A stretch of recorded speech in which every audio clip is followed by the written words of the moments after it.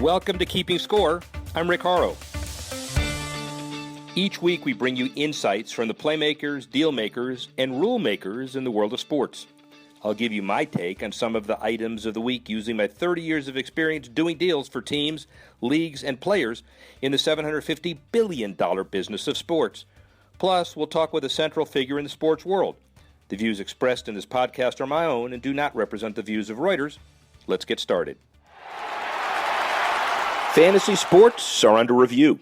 Massachusetts launching an investigation into Boston-based website DraftKings as a way to learn about the company's business practices.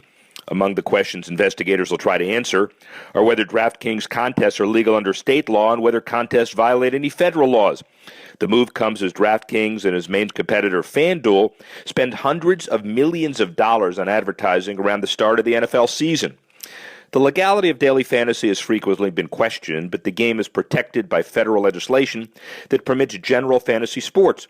The look into the business is not so much about its current legality.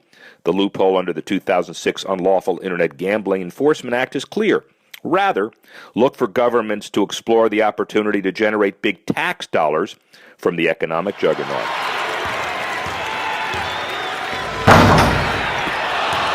Big changes could be coming to college sports. The NCAA championships could be played in states that allow sports wagering. Coaches could contact recruits via social media without restrictions, and men's basketball players could enter the NBA draft multiple times without jeopardizing their eligibility under proposals to be reviewed in Division I.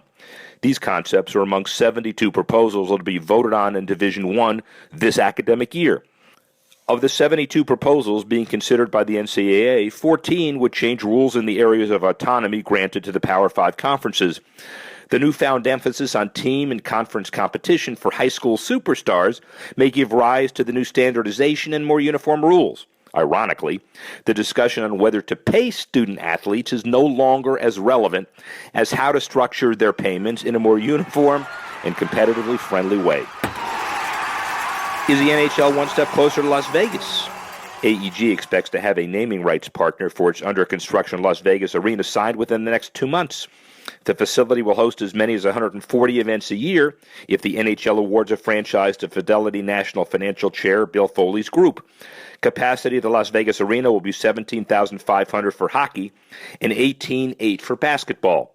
Look for Vegas to be awarded a franchise sooner than later, probably at a fee of over $500 million. The Seattle, Quebec City, Phoenix interplay will probably continue after that, and the Coyotes may hold the key to that second expansion slot if it exists. Now to the business of tennis. As we explore how tennis became more of a business for the players, I talk with Hall of Famer Butch Buchholz. Venus Williams, Serena Williams, Djokovic, Federer, all the names, they don't take a hiatus because the majors are off. They just go into different issues, and while most of the country gives way to other kinds of sports, tennis front and center always, and we're lucky enough to have, I would call, one of the best ambassadors, nicest ambassadors, most diverse ambassadors tennis has ever known, Earl Henry Butch Buchholz. The guy was born in 1940 in St. Louis and has morphed into a number of things during his career since he turned pro in 61. He won the pro championship in 62 and actually fought for the ability of pros to become mainstream, and he'll tell you a little bit about it. And one of many crowning achievements, he's in the International Tennis Hall of Fame since 2005. Butch, how are you? I'm well, Rick. It's an exciting new program for you. Very excited for you. Well, thank you. Obviously, somebody who grew up in St. Louis and wanted to look at all athletics, you looked at your career and you decided for tennis, but it wasn't only tennis. I remember you telling me that you had a lot of other opportunities in your early career. What else were you doing, and why did you choose tennis, basically? Well, I was basically born with a tennis racket. My dad was a teaching pro at a park in South St. Louis for 47 years. I could not tell you when I hit my first tennis ball. A great tennis father, never got mad at us when we lost. Knew we felt worse than he did, and he was literally a model tennis father. On the other hand, we knew we were going to hit some more tennis balls if we lost, my brother and I, and which was fine. But I think it created an environment for not just his two kids, but he was really one of the leaders in getting St. Louis to have nationally ranked kids. We were fortunate to be able to play indoors in an armory, which everyone in the 50s used to think of all the tennis players are going to come from California and Florida. St. Louis was lucky, and we ended up, with people like Jimmy Connors, Chuck McKinley, Marianne Eisel-Beatty, Carol Ockham.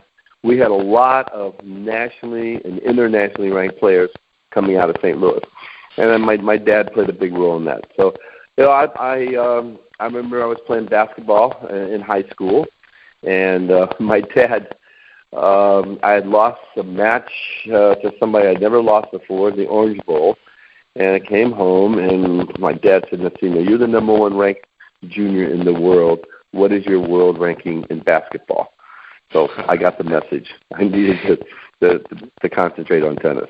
You got the message. You got the message, but you won the boys singles titles at the French in '58, as I remember the bio, Wimbledon '58, and Australian in '59. And the U.S. Open didn't have a Grand Slam junior. So pretty heady stuff, huh? Well, again, I think the decision not to continue with my high school basketball and concentrate on my tennis made a big difference. If I had not done that, I would not have been able to go to the French and go to Wimbledon, play it wasn't the Forest Hills in those days. It was Kalamazoo. And I got picked on the Davis Cup team to go to Australia. And won the juniors there. So it was a Grand Slam, but it wasn't a calendar Grand Slam. Well, listen, the bottom line is fun. you were fun. I was the only person. Fun and number one in the world. Yeah, and it mattered. So early '60s, and you were in the top 10 clearly. Davis Cup 59-60, but the career that we want to talk about really started in '61. You win the Pro Championship in '62. Lamar Hunt has something called the Handsome Eight. I've seen you and I know you. I don't know how you got in the handsome part, but you were signed in. Yeah, I don't either. But the the WCT group. Talk about the mid-'60s, late '60s, the atmosphere of amateur versus pro tennis, and what the barriers to entry were like. Well, Rick, I don't know if our listeners know this, but once you turn pro, you are no longer allowed to play in the Grand Slams and major events. Tennis was an amateur sport controlled by the national federations, from the USTA to the French Association, the Italian Association, and they basically banned pros. I turned pro in 1961, thinking that open tennis, which would allow pros to play in all the major events, was literally around the corner. And the history of guys turning pro and starting out in their career as a pro, the guys would basically get destroyed because you were playing against a Wimbledon winner, U.S. Open winner, and it took a while to make that adjustment. So I thought, I'm going to go take my lick. And by 62 or 63, 64, I've taken my licks, and I'll be, ready for open tennis. Open tennis did not happen until 1968.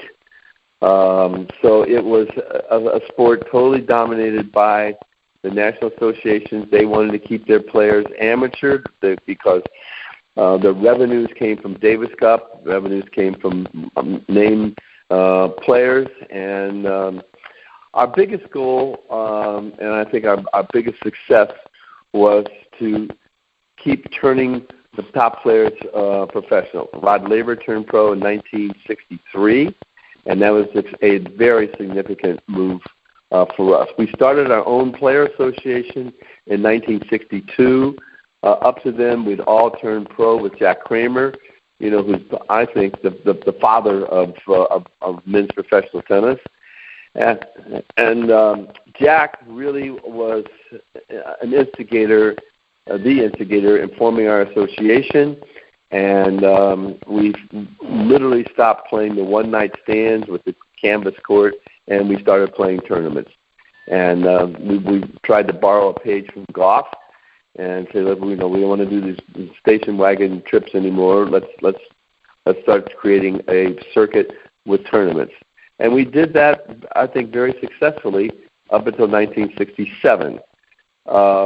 And Rick, not many people know this, but pro tennis players played at Wimbledon in August of 67.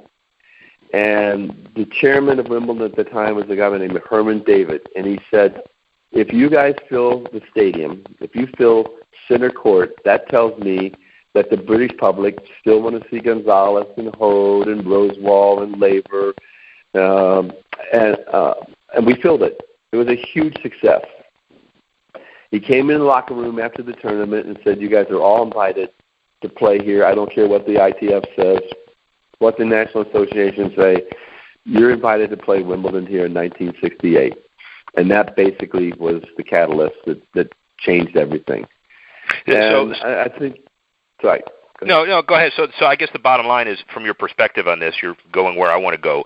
You're, in addition to everything else you were doing, it's almost the head of a labor movement to begin the credibility, acceptance, mainstream of men's professional tennis in the late 60s. That was probably the catalyst that made it happen, right? Right. And then with that came Lamar Hunt's organization, which is World Championship Tennis.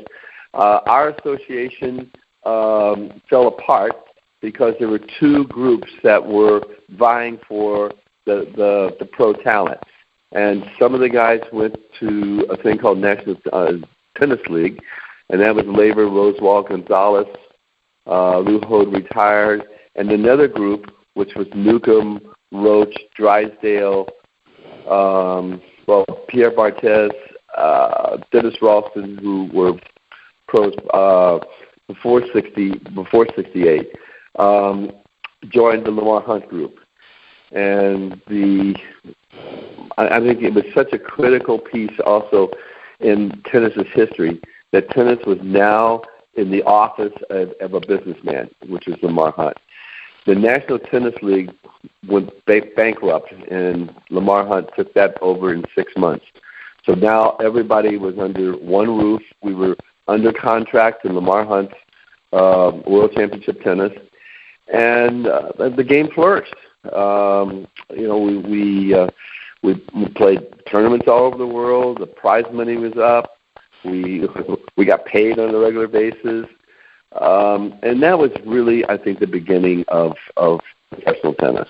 Well, and so from your perspective, we got about 8 minutes left, and I want to focus a lot on your perceptions of what pro tennis is like today, knowing that people now understand that you're kind of one of the guys that created it, executive director of the ATP, 81-82, Men's Pro Tennis Council, 81-83, Commissioner World Team Tennis, 77-78, ran the Lipton in the early days, the Ericsson, the Sony, the tournament in South Florida. You're the guy that brought tennis to South Florida and the stadium.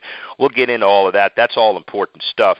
But from an international perspective, where do you think tennis is now? Serena, Djokovic, Federer, obviously the top levels, but can it give us an elevator perspective of the business of pro tennis today? What's right and what's wrong? Rick, well, first of all, the game is so international, and the players are so international. And, for years and years, it was totally dominated by Americans and Australians, and that's not the case anymore. So the sport is truly global. As far as the prize money is concerned and the business of, I'm going to tell you that we can't believe the guys that were playing in the 60s and really were, the pioneers for this, cannot believe the prize money that's out there. I remember Barry McKay used to pound the table one time and said, someday we're going to play for $100,000. We're going to have a $100,000 tournament. Well, Djokovic and the Italian girl, they made $3 million for winning the U.S. Open. So it's a big business. I think female tennis players are the highest paid athletes, female athletes in the world, and it's global. It's great. The success of professional tennis, men's and women's, is truly way beyond anything that our group in the 60s ever dreamed of. So, I remember saying to Mike Davies the other day, you know what, Mike, we were right. Pro tennis is going to be big. I remember when I turned pro, I got criticized because I made a statement. I think the future of tennis is in the pro game, but the quotes came out. Butch said amateur tennis has no future. You have the ability. Well, clearly you're not right on that, and you're right on the amateur tennis piece and the pro tennis piece. And everybody is thriving basically as a result of what you and your guys did in '68 and beyond. If you had a magic wand and it really mattered, people do listen to you, but if you could do one thing to change and make the men's and women's professional tennis games better, what would it be? I would put professional tennis under one roof. Right now, we are so scattered. If somebody wants to get into the tennis business, do I call the USTA? Do I call the ITF? Do I call ATP? Do I call WTA? Who do I contact? There's not an office for tennis. If we could put tennis under one roof, and you can have men and women in the same office, it's like American League, National League, NFL, AFL. I think the game would grow even bigger. But right now, we all go and do our own things. And, the Grand Slams go do their things. ATP does this. WTA does theirs. ITF does it. The ITF, who's basically in charge of Davis Cup, in my opinion, has the same mentality that was there back in the 50s and 60s when they wouldn't, let pros play. Well, right now, they won't change the format for Davis Cup. And you've got one top tennis player in the world that's playing Davis Cup, and that's Andy Murray. At some point in time, the ITF needs to look at this because the Davis Cup is one of the great, names in sports, and they refuse to change the format and make it, on a modern basis. So, that's one thing that if the sport were under one roof, everybody would look and say, hey, what's going on with Davis Cup? We need to fix it. Fed Cup. No one even hears anything about the Fed Cup anymore.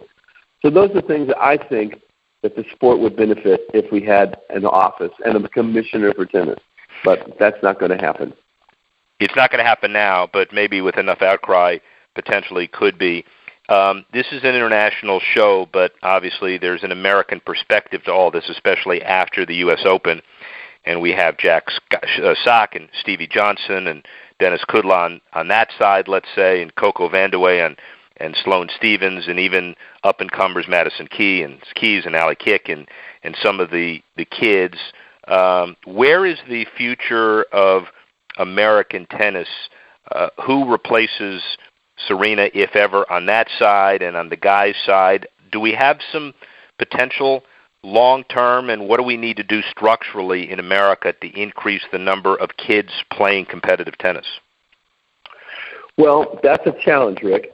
I believe that the athletes and the kids that are going to be hungry are from the inner city, and we have a perfect example of Venus and Serena, and I think the USTA should have adopted a plan to try to sell the sport to the inner city kids, and that's not easy because they're going to look at basketball, they're going to look at baseball and football, and our traditional American sports.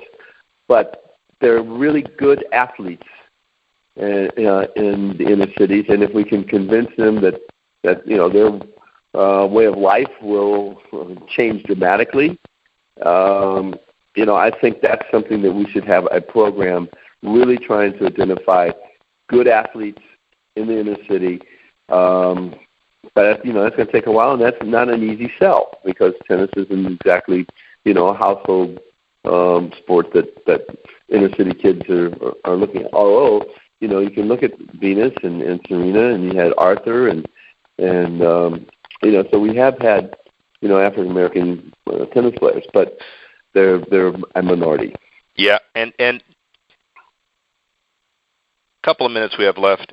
How long does Serena have left at her amazing, incredible, unparalleled competitive level?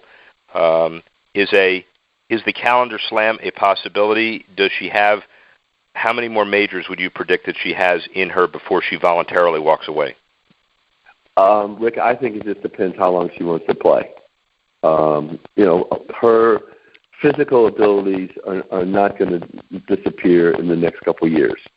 As long as she wants to keep working and she wants to keep, adding more Grand Slams and try again to go get the Grand Slam in 1 year, she's capable of doing it. I think, she says she didn't get nervous, but, from everybody that sort of watched her play over the years, it just looked like her feet stopped and the moment got her. That's what it looks like, from somebody from the outside. But that's a lot of pressure, to win the Grand Slam. Djokovic, I think, also has a good chance. I think Djokovic could go down as the best male tennis player of all time. He could. Interesting perspective. It sounds like both games are in pretty good hands. Final really important question. Do you miss stepping away from tennis because you really don't play anymore, I know, and why is your golf game so bad? Well, yeah, I do miss playing tennis. I ended up with a bad elbow, and apparently the physicians I've seen said it can't be fixed. It's worn out. And my golf game is still able to take care of you. Yes, it is. So on that note, that's as good as it gets, ladies and gentlemen. A tennis perspective that you really won't get anywhere else. Butch Buchholz, one of the most diverse, enlightened individuals we've got. Thanks for listening to this edition of Keeping Score. I'm Rick Horrow. The producer of the show is Alex Cohen. Audio producer Adam Wiesen. Technical assistance provided by Jamie Weber, Tanner Simpkins, and Carlos Swadek. The executive editor of Reuters Digital, Dan Colarusso.